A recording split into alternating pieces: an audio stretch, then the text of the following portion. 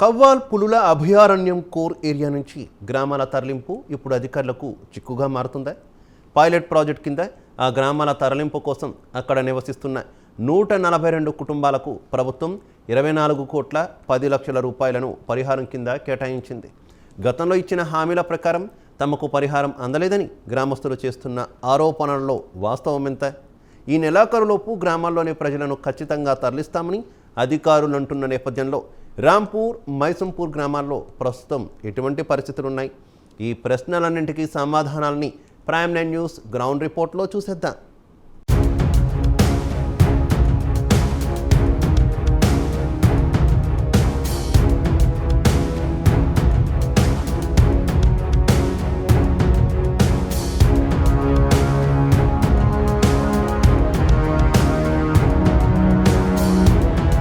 Kawal core ఏరియాలో ఉన్నటువంటి గ్రామాలను తరలించడానికి ఓవైపు అధికారులు అన్ని రకాల సన్నాహాలు చేస్తూ ఉంటే మాత్రం తమ గ్రామాలను వదిలి వెళ్ళమనేసి రాంపూర్, మైసంపేట గ్రామస్తులు అంటున్నారు. గతంలో అధికారులు ఇచ్చినటువంటి హామీలు తమకు నెరవేరలేదు, అధికారులు హామీలు నెరవేర్చకుండా వెళ్ళమంటే మేము మా గ్రామాలను ఖాళీ చేయమనేసి గ్రామస్తులు ఆరోపణలు చేస్తున్న పరిస్థితులు అయితే ఉన్నాయి. మరి అసలు కవ్వాల్ కోర్ ఏరియాలో ఏం జరుగుతుంది? గతంలో రాంపూర్, మైసంపూర్ గ్రామస్తులకు అధికారులు ఏం హామీలు ఇచ్చారు, ఇప్పుడు ఏం హామీలను మర్చిపోయారు? ప్రైమ్ 9 న్యూస్ గ్రౌండ్ రిపోర్ట్లో చూద్దాం.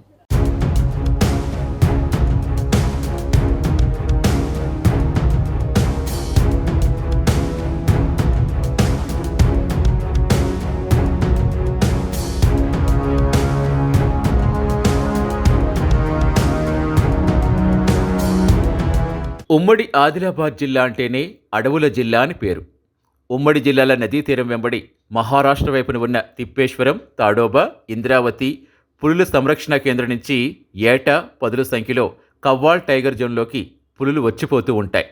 అయితే ఇక్కడికి వచ్చిన పులులు ఇక్కడే శ్రీనివాసం ఏర్పరచుకునేలా అధికారులు చర్యలు చేపట్టారు. రాష్ట్ర ప్రభుత్వం, అటవీ శాఖ అధికారులు కవ్వాల్ కోర్ ఏరియాలో ఉన్న 37 గ్రామాల ప్రజల కోసం వివిధ ప్రాంతాల్లో రీలొకేషన్ సెంటర్స్ ఏర్పాటు చేసేందుకు చర్యలకు సిద్ధమయ్యారు. మొదటిగా పైలట్ ప్రాజెక్టు కింద రాంపూర్, మైసంపేట గ్రామాలకు చెందిన 142 కుటుంబాలకు ప్యాకేజీలు ఇవ్వడంతో పాటుగా రీలొకేషన్ సెంటర్లో డబుల్ బెడ్రూమ్లు ఏర్పాటు చేశారు.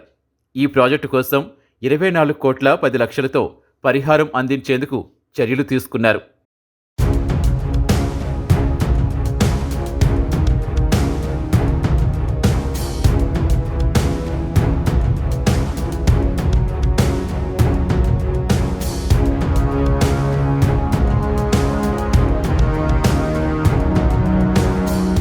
రెండు గ్రామాలకు సంబంధించిన ప్రజలు తాము గ్రామాలు ఖాళీ చేసేందుకు సంసిద్ధంగా ఉన్నామని అధికారులకు చెప్పారు. దీంతో 2 రకాల ప్యాకేజీలు అధికారులు నిర్ధారించారు. పునరావాసం లేకుండా 15 లక్షల రూపాయల పరిహారం ఒక ప్యాకేజీ ఉంటే, పునరావాసంతో పాటుగా 2 ఎకరాల 32 గుంటల పంట భూమితో మరో ప్యాకేజీ ఇస్తామని అధికారులు తెలిపారు.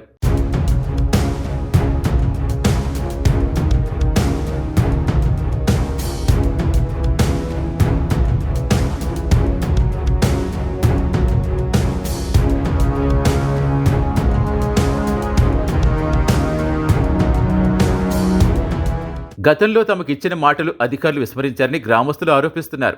నష్టపరిహారం ఇవ్వకుండా గ్రామాలు ఖాళీ చేయమంటే ఎలా ఖాళీ చేస్తామని, తమకు డబ్బులు ఇవ్వకుండా స్థిరాస్తులు, వాహనాలు కొనుగోలు చేస్తేనే డబ్బులు చెల్లిస్తామని అధికారులు చెప్పడంపై గ్రామస్తులు ఆగ్రహం వ్యక్తం చేస్తున్నారు.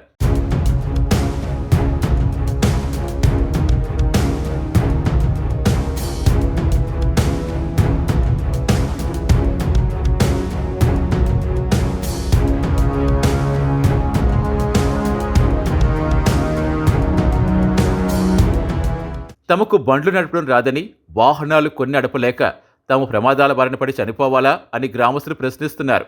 అడవిలో జంతువులకు బలైనా మంచిదే కానీ తాము ఇక్కడి నుంచి ఖాళీ చేయమని రాంపూర్ గ్రామస్తులు తేల్చి చెబుతున్నారు. కవ్వాల్ కోర్ ఏరియాలో ఉన్నటువంటి గ్రామాలను తరలించడానికి ఇటు అటవీ శాఖ అధికారులు అయితే పూర్తి స్థాయిలో అన్ని రకాల ఏర్పాట్లను అయితే సిద్ధం చేశారు. కవ్వాల్ కోర్ ఏరియాలో ఉన్నటువంటి 37 గ్రామాలను గుర్తించగా తొలి విడతలో ఇటు రాంపూర్తో పాటు మైసంపేట గ్రామాలను అయితే తరలించడానికి సిద్ధం చేయడంతో పాటు ఈ 2 గ్రామాలకు సంబంధించి పునరావాసం కిందనైతే ఇటు ధర్మాజిపేటలో డబుల్ బెడ్రూమ్ ఇళ్లను అయితే నిర్మాణం అయితే చేపట్టారు.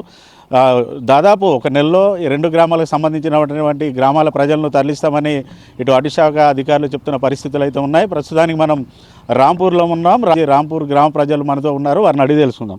అమ్మ చెప్పండి అమ్మా, దాదాపుగా 13 ఏళ్ల నుంచి మీరు మీ ఇక్కడి నుంచి తరలించడానికి ఇటు అటవీ శాఖ అధికారులు అన్ని రకాల ఏర్పాట్లు చేశారు. ఇప్పుడు ఒక నెల రోజుల్లో మిమ్మల్ని తరలిస్తామంటున్నారు. మీ గ్రామానికి సంబంధించి మీకు అన్ని రకాలుగా అంటే ప్రభుత్వం నుంచి రావాల్సినటువంటి ప్యాకేజీలు వచ్చాయా? ఎలా ఉన్నాయి పరిస్థితి? ఇప్పుడు మా పిల్లలకు మా ప్యాకేజ్ ఉన్న పిల్లలకు డబ్బులు ఇవ్వాలి. మీరు డబ్బులు ఇచ్చినాకనే మేము లేస్తాం. వారదాకా పోం.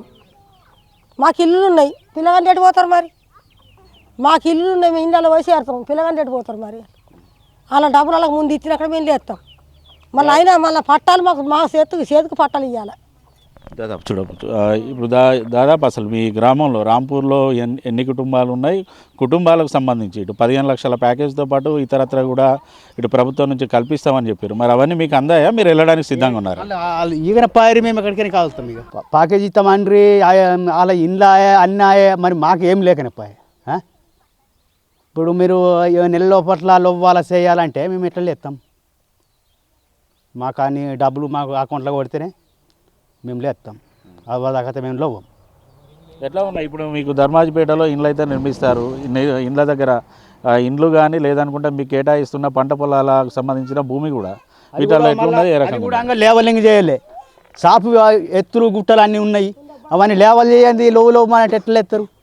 కొండపోయి అనే బోర్రలా ఉంచుతారు మీరు కదా, అంతే కదా. మరొక నెలలోనైతే ఇటు అధికారులు అయితే మిమ్మల్ని ఇక్కడ నుంచి తరలిస్తామంటారు. ఎట్లా అవుతుందా? సాపు లేవల్ ఏం కావాలా అప్పుడు లేచుడు. మనతో పాటు మరికొంతమంది గ్రామస్తులు కూడా ఉన్నారు, వారిని అడిగి కూడా తెలుసుకుందాం. సార్ చెప్పండి, ఇటు మీ గ్రామాలను అయితే 2 గ్రామాలను తరలించడానికి అయితే ఇటు అధికారులు సిద్ధంగా ఉన్నారు. మరి మీకు రావాల్సినటువంటి ఇటు పరిహారాలతో పాటు లేదంటే ప్యాకేజీలు కావచ్చు, ఇప్పుడు కడుతున్న ఇండ్ల నిర్మాణాలు కావచ్చు, ఎట్లా ఉన్నాయి? మీ పరిస్థితులు ఎట్లున్నాయి? మీరు పోవడానికి సిద్ధంగా ఉన్నారా? అది మాకేమో అది భూములు కరెక్ట్ కాలేవు. అక్కడ మొత్తము భూములు సాపు కాలే, లెవలింగ్ కాలే, ఏం కాలే. ఇంట్లో వాటర్ కూడా లేవు, ఆడ బోర్లు కూడా బరాబర్ లేవు. ఆడ ఇండ్లు కూడా గోడలు వలిగిపోతున్నాయి. మొత్తం సీసీ రోడ్డు కూడా కంప్లీట్ కాలేదు. సీసీ రోడ్లకు కూడా మురం వస్తుంది. అందులో అది వలుగుతున్నది. సీసీ రోడ్లు కూడా ఇండ్లకు బాత్రూమ్ కూడా కరెక్ట్ కాలే. ఇంట్లో గోడలు కూడా వలుగుతున్నాయి మొత్తం. అది ఆ ప్యాకేజ్ కూడా మొత్తం మందికి ప్యాకేజ్ వచ్చినాకనే ఒరిజినల్ రేవన్ పట్టణ వస్తేనే మేము తరలించడానికి సిద్ధంగా ఉంటాం. అప్పటిదాకా మేము ఏం చేయాలి అంటే గతంలోనే మీకు ప్యాకేజీలకు సంబంధించి మీకు ఇటు చెక్కులు కూడా ఇచ్చిన పరిస్థితులు ఉన్నాయి. సో మరి ఆ చెక్కులు మీ దగ్గర ఉన్నాయా లేదా మీకు అకౌంట్లో పడ్డాయా? ఎట్లా ఉన్నది? చెక్కులు మాకు ఇచ్చారు. 2 రోజులు మా దగ్గర ఉండే చెక్కులు. వాళ్ళ తర్వాత మొత్తం రిటర్న్ తీసుకున్నారు వాళ్ళు. అవి పడ్డాయా పడలేవా మాకేం తెలియదు వీటి గురించి. ఏమంటారు అధికారులు? ఏమంటారు ప్రజెంట్ అంటే ఏమంటున్నారు అందరూ? మాకు ఒరిజినల్ పట్టలు మా భూములు అన్నీ కంప్లీట్ అయితేనే వస్తాం. నెల రోజుల తరలిస్తా అంటే ఎట్లా పోతావు? ఎక్కడ ఏం పని చేసుకొని బతావాడు? అవి మాకు అన్నీ కరెక్ట్ అయితేనే వస్తాం. అప్పటిదాకా మేము రాము. సార్లు డిఎఫ్ అలా మాట్లాడుతుండ్రు. మేము కొనిస్తాం బండ్లు, నీకు డబ్బులు ఇయ్యం. నువ్వు అట కొంటావా, నువ్వు లారీ కొంటావా, బులోరు కొంటావా అంటే వీడు నడపరా గుద్దుకోసత్తాడా? మా డబ్బులు మాకు ఇస్తే పిల్లల్ని ఇల్లు కట్టుకొని భూమి కొనుక్కొని. అంటే గతంలో మీకు ప్యాకేజీ మాట్లాడినప్పుడు కేవలం మీకు 15 లక్షల ప్యాకేజ్ ఇస్తామని అన్నారు. అంటే ఇప్పుడు ఆ ప్యాకేజ్ ఇవ్వమని అంటారా? ఏంది ఇవ్వమంటారు మరి? ఇయ్యరాట. మళ్ళీ డబ్బులు ఏమైనా బండి కొంటే డబ్బులు ఇస్తారట. ఆ డబ్బులు నువ్వు కొనకు, మాకు ఇయ్యకు. మా పోరగాళ్ళకి ఇయ్యని అప్పుడు లేస్తాం. వీడికి లేకుంటే లేవా సార్? మేము వీడికి లేవాము. జంగల్ గుడ్డలు తిన్నామంటే అది కూడా మా ప్యాకేజ్ మాకు చేతికి వస్తేనే లేచుడు ఇక్కడ నుంచి. అది ప్యాకేజ్ వెహికల్ కొనుక్కోమంటారు. ఇప్పుడు నడపరాని పరిస్థితి ఏం కావాలా? వెహికల్ తీసుకున్నాడు ఏం చేసుకుంటాడు? ఆ బండి కొనిస్తానంటున్నాడు. బండి కొనిస్తే ఏం చేసుకోమంటావు ఆయనకు? ఏదన్నా నువ్వు పైసలు మా ఫస్ట్ టైం మాట్లాడినావు, నువ్వు ఫస్ట్ మీకు ప్యాకేజ్ ఇస్తామని మాట్లాడినావు కదా. ప్యాకేజ్ ఇవ్వాలా మాకు? ఇస్తే ఏదైనా పని చేసుకొని బతాం కదా. నువ్వు వెహికల్ కొనిస్తా అంటే ఇప్పుడు నడపరాని పరిస్థితి ఏం కావాలా? ఇప్పుడు చాలాను కూడా ఎట్లా పడుతున్నాయి బండ్ల మీద. అవి కట్టలేక, టైర్లు కొనలేక, డీజిల్ రేట్లు ఎట్లా పెరిగినాయి. ఆ బండ్లు ఏం కొనుక్కొని ఏం నడిపిస్తావు? రోజులు నడిపే రోజులు ఉన్నాయా? అధికారులను ఏం డిమాండ్ చేస్తారు మరి మీరు ఇప్పుడు? మాకు డబ్బులు ప్యాకేజ్ మొత్తం అన్ని భూములు, జాగాలు, ఇండ్లు, బిండ్లు, సిసిరోలు, బిసిరోలు, వాటర్ బీటర్ మొత్తం కంప్లీట్ అయితేనే వీటి నుంచి వస్తాం, లేదంటే లేదు.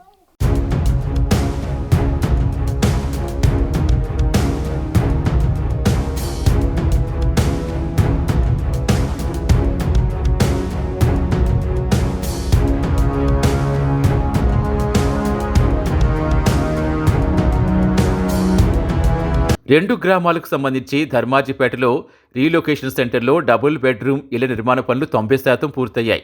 త్వరలోనే ఇవి పూర్తి స్థాయిలో సిద్ధం కానున్నాయి. ప్రస్తుతానికి మనం ధర్మాజిపేటలో ఏదైతే కడెం కోర్ ఏరియా నుంచి గ్రామాలను తరలిస్తున్నటువంటి రాంపూర్ మైసంపేట గ్రామాలకు సంబంధించినటువంటి గ్రామస్తులకు నిర్మిస్తున్న రీలొకేషన్ సెంటర్లో నిర్మిస్తున్నటువంటి డబల్ బెడ్రూమ్ల వద్ద ఉన్నాం. చూడొచ్చు ఇక్కడ ఏదైతే వారు నిర్మిస్తున్నటువంటి డబల్ బెడ్రూమ్ల ఇండ్లు అయితే దాదాపుగా ఇటు 90% మేరనైతే పూర్తిగా వచ్చిన పరిస్థితులు అయితే ఉన్నాయి. ఇంకొక నెలలోపు ఖచ్చితంగా ఏదైతే 100% పనులు ఇటు రీలొకేషన్ సెంటర్లలో ఇటు గ్రామస్తులకు సంబంధించినటువంటి 100% మౌలిక సదుపాయాల కల్పనతో పాటు ప్రభుత్వం నుంచి ఇచ్చినటువంటి హామీల ప్రకారం పంట భూములను కేటాయించడంతో పాటు డబుల్ బెడ్రూమ్ ఇళ్లలో కూడా 100% మౌలిక సదుపాయాలు కల్పన ఈ నెలాఖరులోనైతే పూర్తి అవుతుంది. ఈ నెలాఖరులో పూర్తయిన అనంతరం 2 గ్రామాలకు సంబంధించినటువంటి గ్రామస్తుల్లో దాదాపుగా 94 కుటుంబాలకైతే ఇక్కడ డబుల్ బెడ్రూమ్ ఇళ్ళను అయితే నిర్మించారు. ఈ 94 కుటుంబాలను ఈ నెలాఖరులోగా ఖచ్చితంగా అధికారుల ఆదేశాల మేరకు వారిని ఇక్కడికి తరలిస్తామనేసి ఇటు అధికారులు మనకు చెప్తున్న పరిస్థితులు అయితే ఉన్నాయి. ఓవైపు ఇటు అధికారులు వారిని తరలిస్తామని చెప్తుండగా గ్రామస్తులు మాత్రం కొంతమేరనైతే ఇటు అబ్జెక్షన్ చెప్తున్న పరిస్థితులు అయితే ఉన్నాయి. ఏదైతే అధికారులు మొదట తమకు కొంతమేర హామీలు ఇచ్చారో ఆ హామీలు మాత్రం ఇప్పటికీ పూర్తి కాలేదనేసి ఇటు గ్రామస్తులు అంటున్నారు. ఏదైతే ఇటు డబుల్ బెడ్రూమ్ ఇళ్లను వద్దనుకున్న వారికి ఏదైతే ప్యాకేజ్ కింద 15 లక్షల రూపాయలు ఇస్తామని చెప్పారు తప్ప ఇప్పటి వరకు ఆ 15 లక్షలు మాత్రం తమకు అందలేదు. గతంలో మాటిచ్చినటువంటి అధికారులు ఖచ్చితంగా ఏదన్నా వాహనాలను కొనుగోలు చేస్తే తప్ప వాహనాలు లేదా స్థిరాస్తులను కొనుగోలు చేస్తేనే వారు తమకి డబ్బులు ఇస్తామనేసి అంటున్నారనేసి ఇటు గ్రామస్తులు కూడా ఆరోపణలు చేస్తున్నారు. తమకు స్థిరాస్తుల కొనుగోలు కాదు, ఏదైతే గతంలో ఏదైతే ఇటు అధికారులు హామీలు ఇచ్చారో హామీల ప్రకారం ఖచ్చితంగా తమకు ప్యాకేజ్ కింద 15 లక్షలు అయితే తమకు కేటాయించాలనేసి ఇటు గ్రామస్తులు అయితే డిమాండ్ చేస్తున్న పరిస్థితులు ఉన్నాయి. అధికారులు మాత్రం ఖచ్చితంగా 15 లక్షలు ఏదైతే వాళ్ళకి ఇచ్చినటువంటి హామీల ప్రకారం అయితే మేము అన్ని రకాలుగానైతే ఏర్పాట్లను అయితే పూర్తి చేస్తున్నాం. 2 గ్రామస్తులు కూడా తమకు సహకరించాలి. 2 గ్రామాలను కూడా ఖాళీ చేసి వాళ్ళకు ఏర్పాటు చేసినటువంటి రీలొకేషన్ సెంటర్లో ఏర్పాటు చేసిన డబుల్ బెడ్రూమ్ ఇళ్లలోకి రావాలనేసి అధికారులు విజ్ఞప్తి చేస్తున్న పరిస్థితులు కూడా ఉన్నాయి.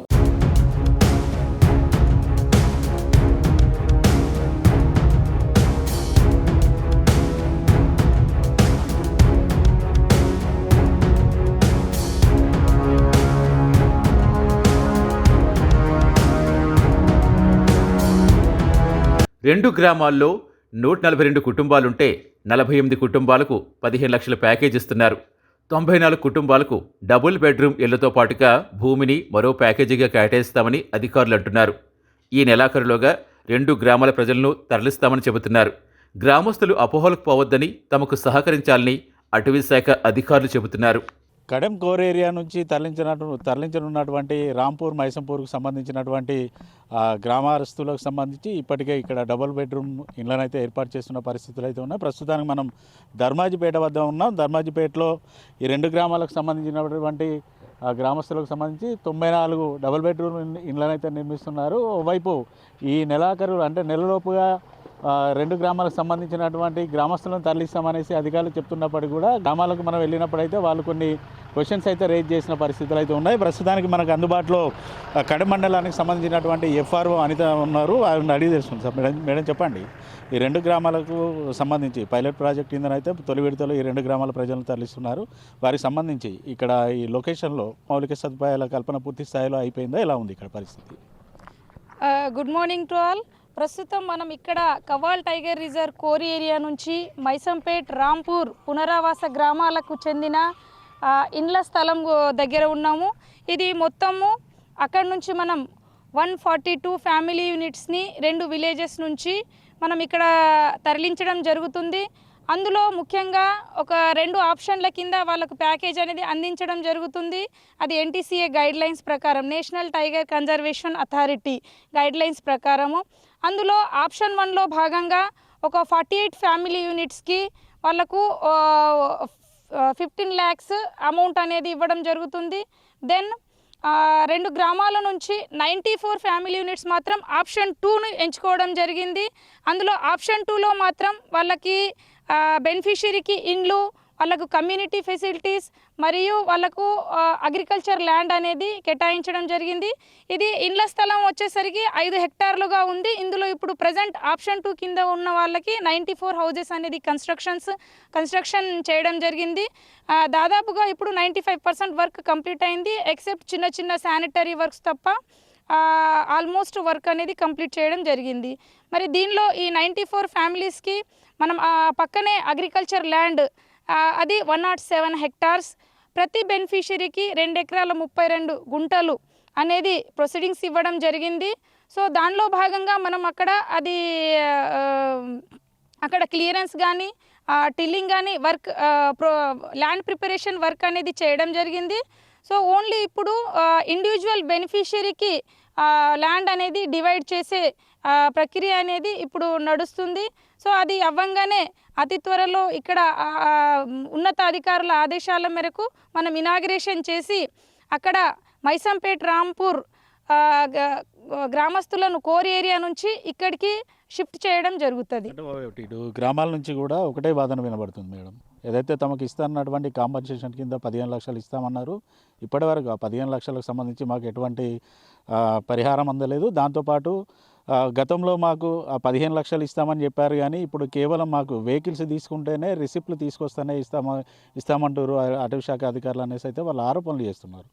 ఎలా మరి వాళ్ళని ఎట్లా మీరు మేనేజ్ చేస్తారు, వాళ్ళని అక్కడి నుంచి ఎట్లా తరలిస్తారు ఇప్పుడు? ఓకే, ఇప్పుడు ఇంతకుముందు చెప్పినట్టుగా 142 ఫ్యామిలీ యూనిట్స్లలో 48 ఫ్యామిలీ యూనిట్స్ ఆప్షన్ 1 అని ఎంచుకోవడం జరిగింది. అందులో 15 lakhs డైరెక్ట్గా వాళ్ళకి చెక్కులు అందజేయడం జరిగింది. అయితే ఆ చెక్కులను మాత్రం మన జిల్లా అధికారి కలెక్టర్ ప్లస్ బెనిఫిషరీ జాయింట్ అకౌంట్లో మనం ఇక్కడ బ్యాంకులో క్రెడిట్ చేయడం జరిగింది.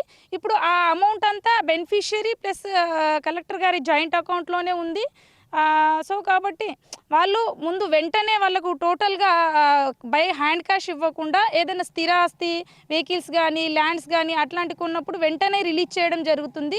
మళ్ళీ డిస్ట్రిక్ట్ లెవెల్ దీనికి ఈ ప్రాజెక్ట్కి డిస్ట్రిక్ట్ లెవెల్లో చైర్మన్ కూడా కలెక్టర్ గారే కాబట్టి ఆ డిస్ట్రిక్ట్ లెవెల్లో మనం మీటింగ్స్ ఏర్పరచుకొని దానికి ఒక పీరియడ్ ఆఫ్ టైంలో వితిన్ సమ్ పీరియడ్ ఆఫ్ టైంలో వాళ్ళకు అక్కడ నుంచి షిఫ్ట్ చేసిన తర్వాత టోటల్ పేమెంట్ అనేది వాళ్ళకు అందజేయడం జరుగుతుంది. ఓవైపు ఇటు ఏదైతే పంట ల్యాండ్లో అయితే మీరు ఇస్తా అన్నారు 2 ఎకరాల పైచీలకు, దాంట్లో కూడా తమకు కేటాయించే దాంట్లో 1 ఎకరం మాత్రం సాగుకు సిద్ధంగా ఉంది, కానీ మిగతా దాంట్లో ఎక్కువ మొత్తంలో పంట చేలల్లో పూర్తి స్థాయిలో రాళ్ళు రప్పలు ఉన్నాయి. అటువంటి ల్యాండ్లను కేటాయిస్తే మేము ఏ రకంగా సాగు చేసుకుంటాం? మాకు ఇక్కడ నుంచి వెళ్ళాలంటే ఖచ్చితంగా మాకు అన్ని రకాలుగా వసతులు, ఇటు డబుల్ బెడ్రూమ్ ఇళ్ళ వద్ద కావచ్చు, లేదనుకుంటే తమ కేటాయిస్తున్న ల్యాండ్లలో కూడా పూర్తిగా అన్ని రకాలుగా సదుపాయాలు ఉంటేనే మేము ఇక్కడ నుంచి వస్తాం, లేకుంటే మేము ఇక్కడ నుంచి కదలలేమనేసి ఇటు గ్రామస్తులు చెప్తున్న పరిస్థితి. మరి అధికారుల దృష్టికి మీరు ఏమైనా తీసుకెళ్లారా? ఎటువంటి చర్యలు చేపడుతున్నారు? మొత్తం ఆప్షన్ 2 కింద 94 ఫ్యామిలీ యూనిట్స్కి మనం 107 హెక్టార్ అగ్రికల్చర్ ల్యాండ్ అనేది టోటల్గా క్లియరెన్స్ చేసి దానిలో టిల్లింగ్ చేయడం జరిగింది. అక్కడక్కడ ఏదైనా రాళ్ళు రప్పలు అట్లాంటివి ఉంటే దాన్ని కూడా తీసి వాళ్ళ క్లియర్ చేయడానికి మేము అధికారుల ఆదేశాల ప్రకారము అక్కడ వర్క్ చేయడం జరుగుతుంది. దెన్ వాళ్ళకు ఈచ్ బెనిఫిషరీకి 2 ఎకరాలు 32 గుంటలు అనేది మేము డివైడ్ చేసి ఇస్తాం. అంటే ల్యాండ్ ఎక్కువ తక్కువ అంటే ఆల్రెడీ అది సమ్ ఇయర్స్ బ్యాకే ఈ ప్రక్రియ అనేది స్టార్ట్ అయ్యి 5-6 ఇయర్స్ అవుతుంది. కాబట్టి మనం అప్పుడే వాళ్ళకు ల్యాండ్ 2 ఎకరాల 32 గుంటలే బెనిఫిషరీకి వస్తుందని టోటల్గా 107 హెక్టార్ ల్యాండ్ అనేది ఈవెన్ గ్రామ తీర్మానం చేయడం జరిగింది. వాళ్ళకు బెనిఫిషరీస్కి ఒప్పించిన తర్వాతనే వాలంటరీగా వాళ్ళు this is a voluntary relocation అలా వాలంటరీగా ఒప్పించినప్పుడే వాళ్ళు ఒప్పుకున్నప్పుడే మనం ఈ ప్రొసీజర్ అనేది స్టార్ట్ చేయడం జరిగింది. 2 గ్రామాలకు సంబంధించినటువంటి గ్రామస్తులు కూడా చెప్తున్నది ఒకటే, తమకు సంబంధించి మాత్రం ఏర్పాట్లు అయితే చేస్తామన్నారు, త్వరితగతిన చేయకపోవడంతో పాటు తమ కొడుకులకు కానీ కూతుళ్ళకు సంబంధించి బెనిఫిట్స్ అయితే ఏమీ రాలేదు, వాళ్ళకి బెనిఫిట్స్ ఇవ్వకుండా మేము ఇక్కడ నుంచి వేకెంట్ చేస్తే వాళ్ళ పరిస్థితి ఏంటి అనేసి అడుగుతున్నారు. మరి వాళ్ళకి సంబంధించినకి గతంలో ఏదైతే ఈ ప్రాజెక్ట్ కింద ఇటు అధికారులు ఇస్తా అన్న భరోసానైతే ఇప్పటికి ఇవ్వలేదని అంటున్నారు. వాస్తవమేనా? అసలు ఏం జరిగింది దాంట్లో? అసలు వాళ్ళకు చెందాల్సిన బెనిఫిట్స్ అన్నీ దాదాపుగా ప్రొసీజర్ ప్రకారం అన్నీ అందజేయడం జరుగుతుంది. ఆల్రెడీ 48 ఫ్యామిలీ యూనిట్స్కి వాళ్ళ జాయింట్ అకౌంట్లో for each family unit 15 lakhs అనేది క్రెడిట్ చేయడం జరిగింది. ఈవెన్ దానికి వచ్చిన ఇంట్రెస్ట్ ఇది కూడా వాళ్ళకే చెందుతుంది అది. దెన్ నెక్స్ట్ ఆప్షన్ 2 కింద ఉన్న 94 ఫ్యామిలీ యూనిట్స్కి ఆల్మోస్ట్ అంటే వాళ్ళకు ఉన్న బడ్జెట్లోనే వాళ్ళకు అన్నీ కలిగించాలి. ఇళ్ళ స్థలం కానీ, కమ్యూనిటీ ఫెసిలిటీస్ కానీ, అగ్రికల్చర్ ల్యాండ్ డెవలప్మెంట్ కానీ. సో వాళ్ళకు ఉన్న ప్యాకేజ్లోనే మనం అన్నీ అడ్జస్ట్ చేయాలి. ఈవెన్ వాళ్ళకు ఎక్స్ట్రాగా సపోర్టివ్గా మనం అదర్ స్కీమ్స్ నుంచి కూడా, అదర్ డిపార్ట్మెంట్స్ నుంచి కూడా బడ్జెట్ని డైవర్ట్ చేస్తూ మనం ఇంకా కూడా వాళ్ళకి ఎక్స్ట్రా సదుపాయాలు కూడా కలిగించడం జరుగుతుంది. లైక్ మనం కొన్ని కమ్యూనిటీ ఫెసిలిటీస్ లైక్ అంగన్వాడీ కానీ, కమ్యూనిటీ సెంటర్స్ కానీ వాళ్ళ రీలొకేషన్ ప్యాకేజ్ నుంచి కాకుండా అదర్ ఐటీడీఏ డిపార్ట్మెంట్స్ నుంచి కూడా బడ్జెట్ డైవర్ట్ చేపించుకొని కలెక్టర్ గారి ఆదేశాల మేరకు మనం ఇక్కడ కట్టడం జరిగింది. ఈ విధంగా రోడ్స్ చూస్తే మనం ఎన్ఆర్జీఎస్ ఫండ్ కింద రీలొకేషన్ కి అదనంగా కూడా వాళ్ళకి ఇక్కడ బడ్జెట్స్ అనేది మనం కేటాయించడం జరుగుతుంది. కానీ ఇండ్ల నిర్మాణంలో కూడా వాళ్ళు ఒక ఆరోపణలు అయితే చేస్తున్నారు. కట్టినటువంటి ఇళ్లను పూర్తిగా నాసిరకంగా కట్టారు. ఒకవేళ మాకు దాంట్లోకి వెళ్ళినా కూడా మేము ఇబ్బంది పడే పరిస్థితులు ఉన్నాయి, మాకు నాసిరకంగా కాకుండా క్వాలిటీగా లేవనేసి అయితే ఒక ఆరోపణలు చేస్తున్నారు వాళ్ళు. యాక్చువల్గా ఫస్ట్ మనం ప్లాట్ సెలెక్షన్ నుంచి కూడా వాళ్ళకు ఒక్కొక్క హౌస్ ఫ్లాట్ అనేది 50 feet by 60 feet ఉంటుంది. అక్కడ నుంచి వాళ్ళకి ఇక్కడ హౌస్ సైట్లో మీటింగ్ పెట్టిన తర్వాతనే వాళ్ళకు ప్లాట్ ఏరియా చూపించి ఒక మోడల్ ఇల్లు చూపించిన తర్వాతనే మనం ఇక్కడ హౌస్ కన్స్ట్రక్షన్ అనేది స్టార్ట్ చేయడం జరిగింది. మధ్యలో కూడా విలేజర్స్ని పిలిపించి ఇక్కడ మీటింగ్ పెట్టి వాళ్ళకు ఈవెన్ స్లాబ్స్ వరకు కూడా ప్రతి వర్క్ ప్రోగ్రెస్ జరుగుతున్నప్పుడు కూడా విలేజర్స్ని ఇక్కడ తెచ్చి కూడా చూపించడం జరిగింది. ఎక్కడైనా చిన్న ఇష్యూస్ ఉంటే మేము దాన్ని మానిటరింగ్ చేస్తూ ఆఫీసర్స్కి, ఇక్కడ ఉన్న అదర్ డిపార్ట్మెంట్స్ ఆఫీసర్స్కి కూడా మేము చెప్పడం జరిగింది. సో దాని పరంగా ఇప్పటి వరకు కూడా ఎలాంటి నాసిరకంగా కాకుండా వర్క్స్ అన్నీ మంచిగానే జరిగేటట్టు మేము ప్రతి దాన్ని ఇక్కడ మానిటరింగ్ చేయడం జరుగుతుంది. దాదాపుగా ఇక్కడికి మౌలిక సదుపాయాలకు సంబంధించి కానీ డబుల్ బెడ్రూమ్లకు సంబంధించి పూర్తి స్థాయిలో ఎప్పటివరకు కంప్లీట్ చేయబోతున్నారు? 2 గ్రామాలకు సంబంధించినటువంటి ప్రజలను ఎప్పుడు కోర్ ఏరియా నుంచి ఖాళీ చేయబోతున్నారు అధికారులు? దాదాపుగా house construction work almost ending స్టేజ్లో ఉంది. ఒక జస్ట్ ఫర్ శానిటరీ వర్క్స్ అవి కాకుండా ఒక ఉన్నతాధికారుల ఆదేశాల మేరకు ఈ నెల మంత్ ఎండింగ్ వరకు అదే ఆఫీసర్స్ ఆదేశాల మేరకు అతి త్వరలోనే ఇక్కడ ఇనాగ్రేషన్ ప్రోగ్రామ్ చేసి అక్కడ కోర్ ఏరియా నుంచి మైసంపేట్, రాంపూర్ గ్రామాలను ఇక్కడ తరలించడం జరుగుతుంది.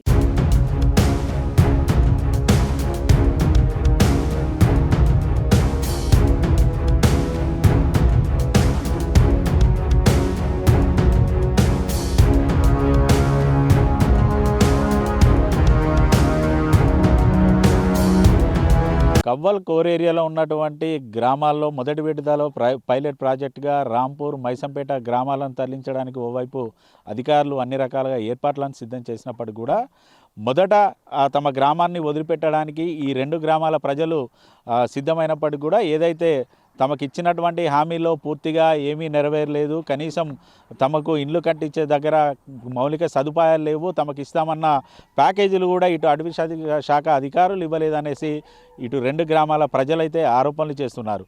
తమకు ఇచ్చినటువంటి హామీలను నెరవేర్చండి, అప్పుడే మేము ఈ గ్రామాల నుంచి వెళ్ళుతాం తప్ప, లేదనుకుంటే తమ గ్రామాలను వదిలి ఇక్కడి నుంచి వెళ్ళేది లేదనేసి గ్రామస్తులు అయితే కరాఖండిగా చెప్తున్నారు.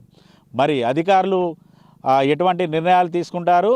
నెలలోగా ఈ 2 గ్రామాలను ఖాళీ చేపిస్తామని చెప్పినటువంటి అధికారుల మాటలు నెరవేరుతాయా? గ్రామాల్లో ఉండే పరిస్థితి ఉంటుందా? లేదనుకుంటే వారికి ఇచ్చిన హామీలను అధికారులు నెరవేరుస్తారా లేదా అనేది చూడాలి.